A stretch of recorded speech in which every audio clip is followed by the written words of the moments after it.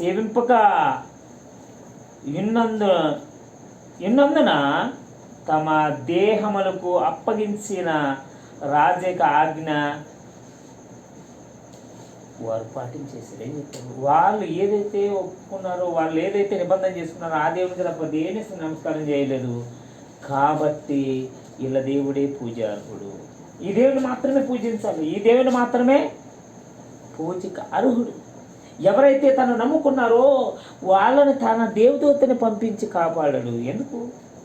ఆయన చూశాడు కదా, ముగ్గురు భార్యస్తే నలుగురు దాంట్లో తిరిగారు. మూడు వాని ముఖము దేవదూత ముఖం వలె సూర్యుని వలె ప్రకాశించుచున్నదని చూశాడు కదా. అందుకంటున్నాడు ఆయన, ఏమంటున్నాడు? తన దూతలను పంపించి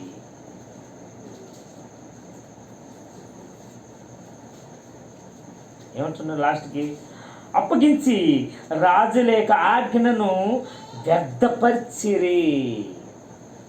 నేను రాజు నా మాట కూడా విలువ లేకుండా చేసేసాడు దేవుడు. ఆ దేవుడే పూజార్హుడు.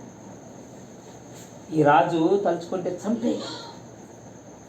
వీళ్ళు నమ్ముకున్న దేవుని బట్టి నా మాటకే వ్యతిరేకంగా తిరిగిరి, నా మాటని తుణీకరించిరి, నా మాటకి విలువ లేకుండా చేసిరి.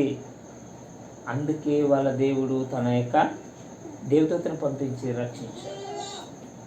మనం కూడా ఇప్పుడు ఏదైనా ఇబ్బందులు సమస్యల్లో ఉంటే ఒకవేళ మనం అదే మాట మీద కట్టుబడి ఉంటే దేవుడు ఖచ్చితంగా మనం కాపాడతాడు.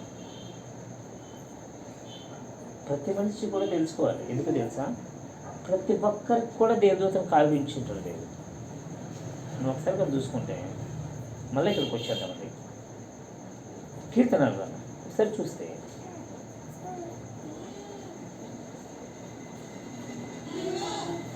కీర్తనాలు 91వ అధ్యాయం అనుకుంటారు, 91 అక్కర బాగా అనుకుంటారు. చెప్తుందండి.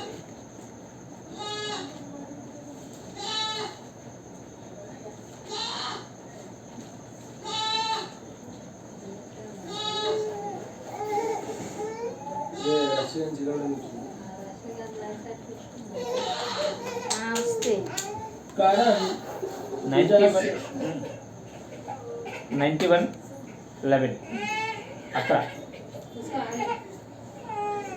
कारण तुझ्या सर्व मार्गात तुझे रक्षण करण्याची तुझ्याविषयी तो आपल्या दिव्यदूतांना आज्ञा देतो. ఏమంట?